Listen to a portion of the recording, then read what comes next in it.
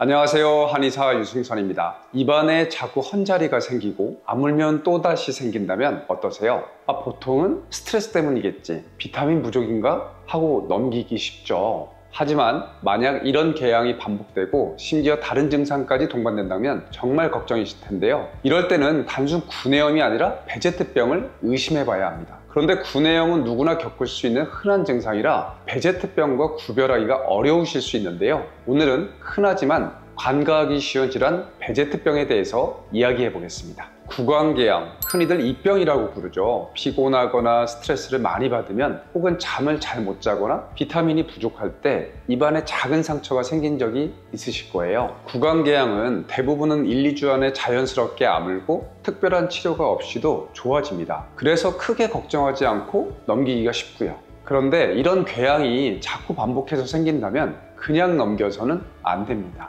예를 들어 구강궤양이 다 낫기도 전에 또 생기는 분들이 있어요. 혹은 동시에 여러 개가 입안에 퍼지는 분들도 있고요. 이럴 때는 단순한 구내염이 아니라 베제트병이 아닌지 확인해 보셔야 합니다. 베제트병은 흔히 들어보지 못한 이름일 수 있는데요. 의학적으로는 자가면역성 혈관염 질환에 속하는 꽤 주목해야 할 병입니다. 쉽게 말해 우리 몸의 면역체계가 과민하게 반응하면서 혈관의 염증을 일으키는 거죠. 그런데 혈관이 입안에만 있지는 않죠. 온몸 구석구석을 다 지나갑니다. 그래서 베제트병은 입안에만 염증이 생기지 않아요. 전신질환으로 분류됩니다. 대표적인 증상으로는 4가지가 있는데요. 첫째, 반복적인 구강궤양. 둘째, 생식기 궤양. 셋째, 눈에 염증이 생기는 포도막염. 넷째, 피부에 나타나는 결절성 홍반이나 여드름 비슷한 발진 등이 있습니다. 즉, 입속의 상처가 시작점이 될 수 있지만 눈, 피부, 생식기 등 몸 전반에 다양한 증상을 일으킬 수 있는 질환이 바로 베제트병입니다. 바로 이 점 때문에 흔한 구내염과는 반드시 구별해서 봐야 하는 거고요.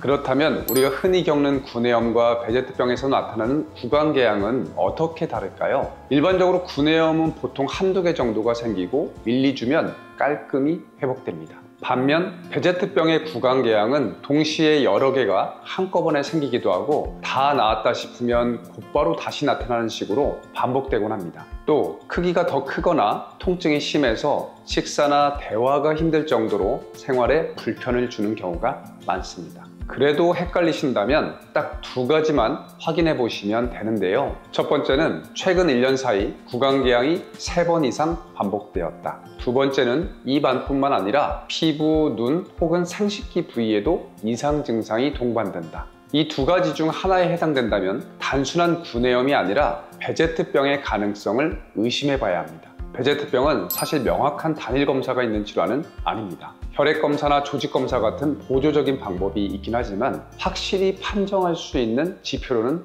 부족합니다. 그래서 주로 임상 증상, 즉 환자가 보여주는 여러 가지 증상들을 종합해서 판단하게 됩니다. 간혹 자가면역 질환이라는 말에 겁이 나서 정밀검사를 받아야 하는 건 아닌지 걱정하시는 분들도 계신데요. 이런 이유에서 베제트병은 특정 검사보다는 면역질환 진료 경험이 많은 전문가와 상담이 가장 중요합니다. 베제트병 환자분들이 어려움을 느끼는 건 2가지입니다. 하나는 검사에서 뚜렷한 이상이 없다는 것, 그리고 나머지 하나는 재발하는 일이 많다는 건데요.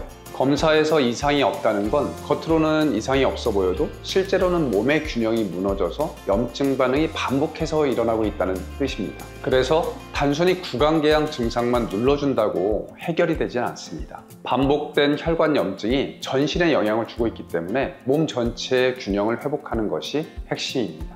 단순히 입안만 보는 것이 아니라 피부, 소화, 피로도, 생활습관까지 환자의 전신 상태를 면밀하게 살펴야 합니다. 체질과 전신 상태를 고려해서 면역 반응을 회복시켜야지만 재발을 방지할 수 있습니다. 또 개인별 맞춤 치료도 필요한데요. 환자마다 나타나는 증상이 조금씩 다르기 때문입니다. 어떤 분은 구강궤양이 주 증상일 수 있고 또 다른 분은 피부나 눈의 증상이 두드러질 수도 있습니다. 획일적인 치료는 한계가 있을 수밖에 없습니다. 나의 체질과 증상의 패턴을 꼼꼼히 추적하며 나에게 맞는 치료가 이루어진다면 베제트병도 좋아질 수 있습니다. 입안에 반복해서 생기는 작은 상처, 그냥 구내염이라고 넘기실 수도 있습니다. 하지만 때로는 그 작은 상처가 전신질환의 신호일 수도 있다는 사실을 꼭 기억해야 합니다. 베제트병은 희귀하지만 조기에 발견하고 꾸준히 관리한다면 충분히 치료가 가능합니다. 무엇보다 중요한 건 혼자 고민하며 방치하지 않고 전문가와 상의해서 나에게 맞는 치료 방향을 찾는 것입니다. 혹시 최근 들어 구강궤양이 자주 반복되거나 다른 부위에도 이상이 나타난다면 단순 구내염으로만 생각하지 마시고 전문 한의사와의 상담을 받아보시길 원합니다. 몸의 균형을 바로잡는 첫걸음, 바로 지금 시작할 수 있습니다. 이번 영상이 도움이 되셨길 바라며 다음에 더 유익한 정보로 찾아뵙겠습니다. 시청해 주셔서 감사합니다.